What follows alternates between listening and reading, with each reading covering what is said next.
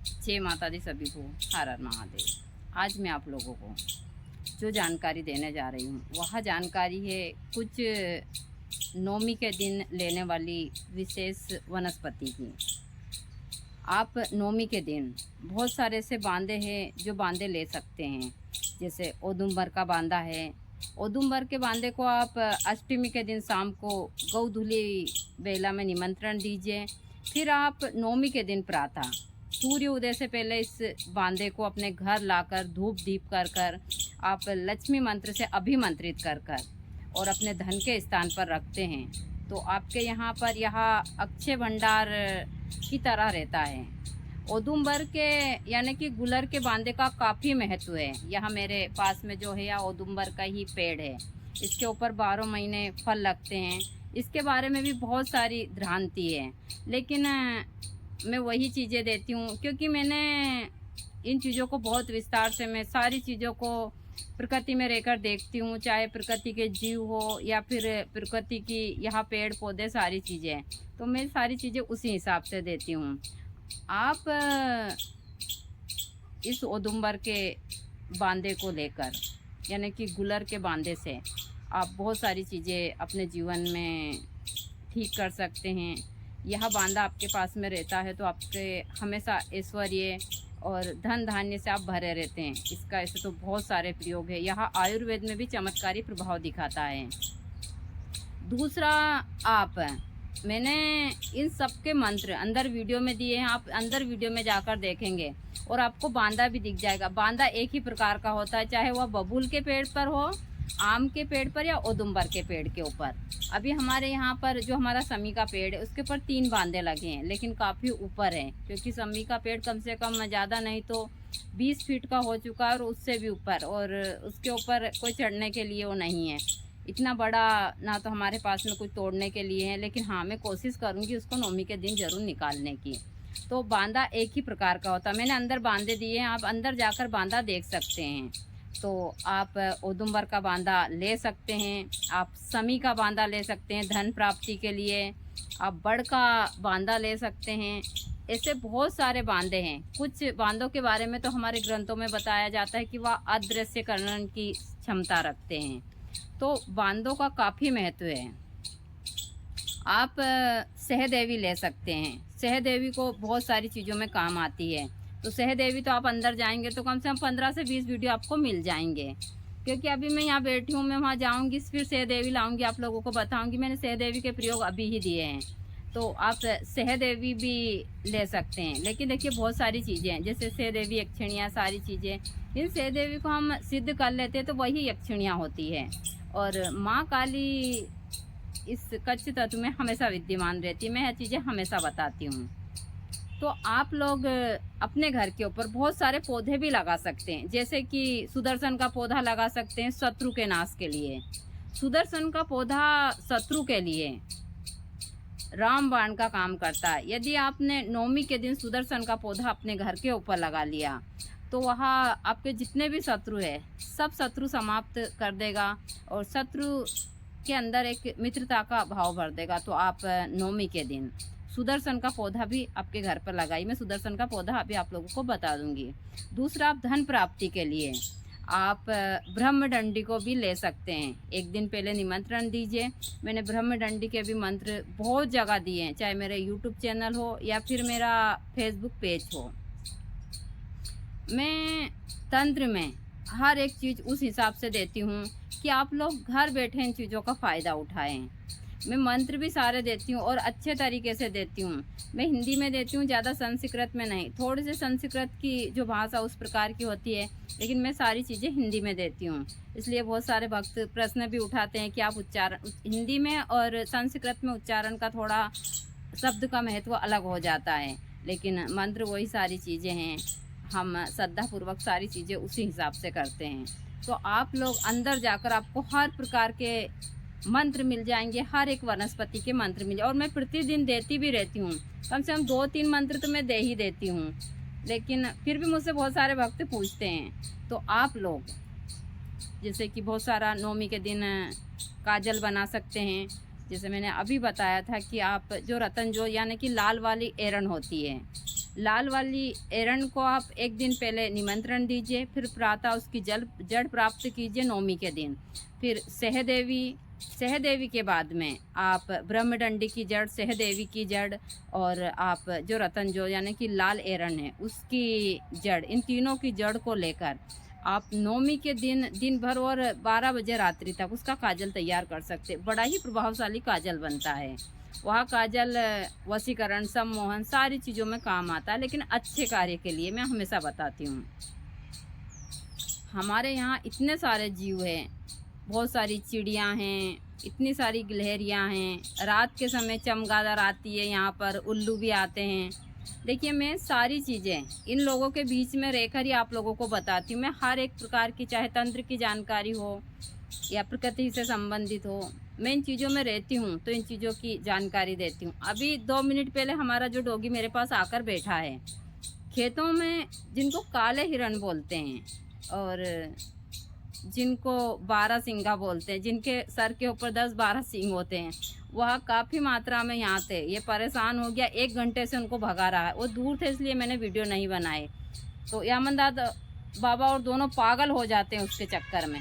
तो अभी उन कम से कम 15 से 20 हिरण का झुंड था। उसमें 2-3 काले हिरण भी थे, उसमें 12 सिंगा थे और साधारण हिरण भी थे। यह सारी चीज़ें हमारे यहाँ होती रहती है। तो मैं सब चीज़ें प्राकृतिक तरीके से देखती हूँ। जैसे लोग बाग स्यार सिंगी के बारे में बोलते हैं, तो हमारे यहाँ रात के समय, किसी दिन मैं दिखाऊंगी, कम से कम 15 से 20 स्यार आते रहते हैं यहाँ पानी उनी पीने के लिए आसपास, क्योंकि ये स्यार वगैरह बहुत सारी चीज़ें खाते रहते हैं। तो यह तालाब है, तो यहाँ सारे ही जानवर आते हैं, टोटल जानवर यहाँ पर आते रहते हैं। तो मैं आप लोगों को उसी प्रकार से सारे जानवरों की, सारी चीज़ों की विस्तार से, क्योंकि मैं इन चीज़ों के बीच रहती हूँ, तो मैं आप लोगों को कुछ विशेष वनस्पति बता देती हूँ। आप बहुत सारे काजल तैयार कर सकते हैं नवरात्रि के ऊपर। आप तिलक बना सकते हैं, जैसे आप औदुंबर का मैंने बताया, औदुंबर की जड़ का भी तिलक बना सकते हैं। आप बरगद की जड़ का तिलक बना सकते हैं, विदारा की जड़ का तिलक बना सकते हैं। ऐसी हजारों वनस्पतियाँ हैं।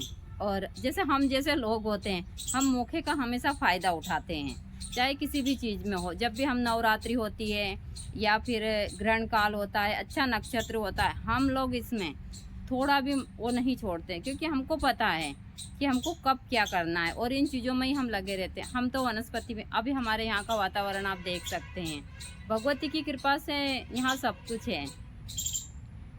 इतनी सारी प्राकृतिक चीज़ें हैं यहाँ पर, हर प्रकार की वनस्पति है, हर प्रकार की जड़ी बूटियाँ हैं, चाहे यहाँ जीव हर प्रकार के हो।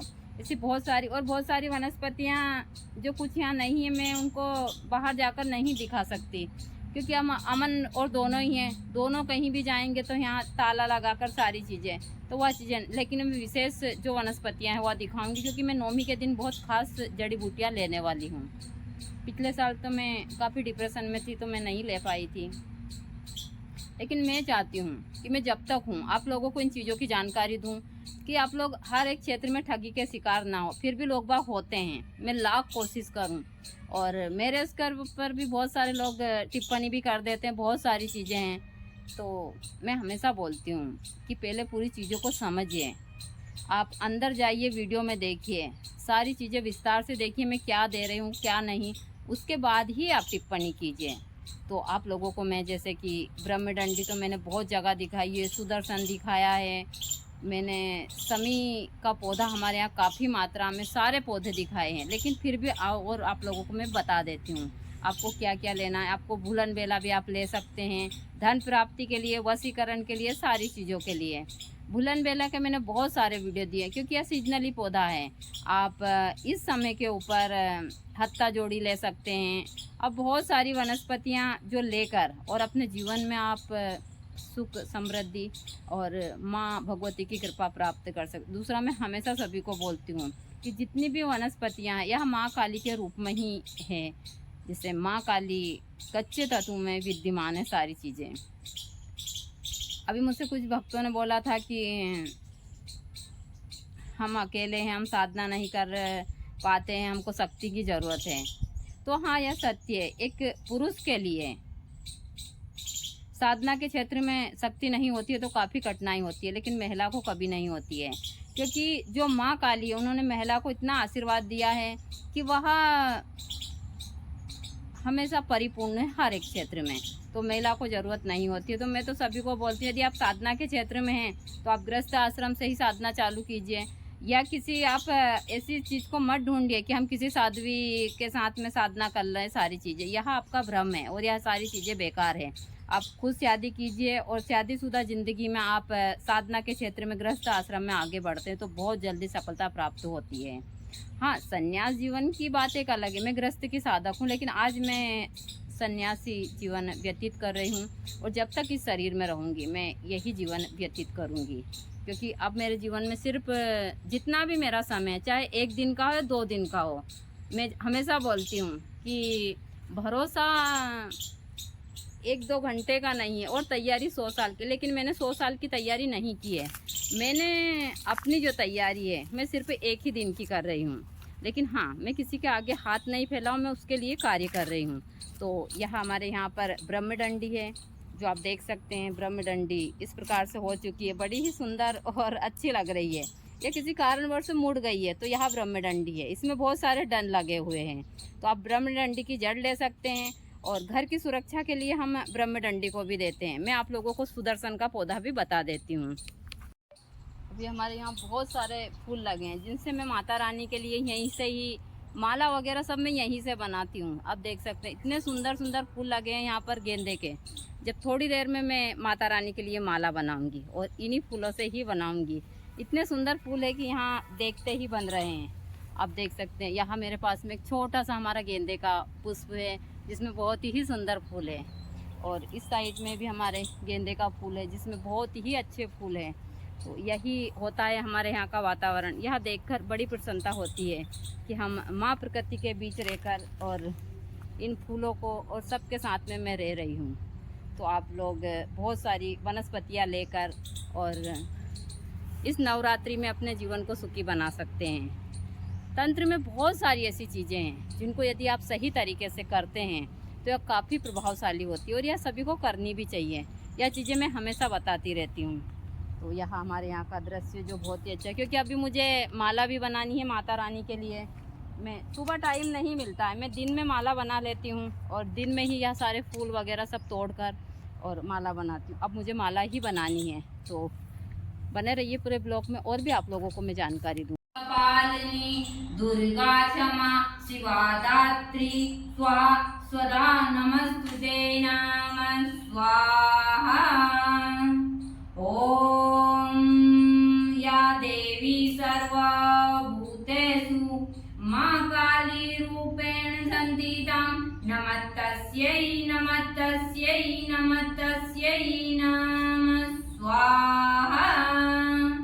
ओम सर्वमंगल मांगल्ये शिवे सर्वार्थ साधिके शरण्ये त्र्यंबके गौरी नारायणी नमस्तुते नमः स्वाहा। ओम जयंती मंगला काली भद्रकाली कपालिनी दुर्गा क्षमा शिवा धात्री स्वधा नमस्तुते नमः स्वाहा। यहाँ सुदर्शन का पौधा है। अभी सुदर्शन में फूल भी लगे हुए हैं, थोड़ी झाड़ियों के अंदर है। अभी एक छोटा फूल भी आ रहा है। सुदर्शन कृष्ण भगवान के सुदर्शन की तरह ही काम करता है। अभी मैं माला बनाने के लिए ले रही हूँ फूल। तो जैसा बताती हूँ कि मैं हमेशा माला बनाने के लिए फूल यहीं से ही लेती हूँ। तो यही सारी चीज़ें हैं। मैं जितना होता है भगवती को प्रसन्न करने की कोशिश कर रही हूँ। बस यहीं से काट दो, यहीं को बनेगा। कुष्मांडा देव्यै नमः स्वाहा। ओम ऐं ह्रीं मां कुष्मांडा देव्यै नमः स्वाहा। ओम ऐं ह्रीं मां कुष्मांडा देव्यै नमः स्वाहा। ओम ऐं ह्रीं मां कुष्मांडा देव्यै नमः स्वाहा। ओम ऐं ह्रीं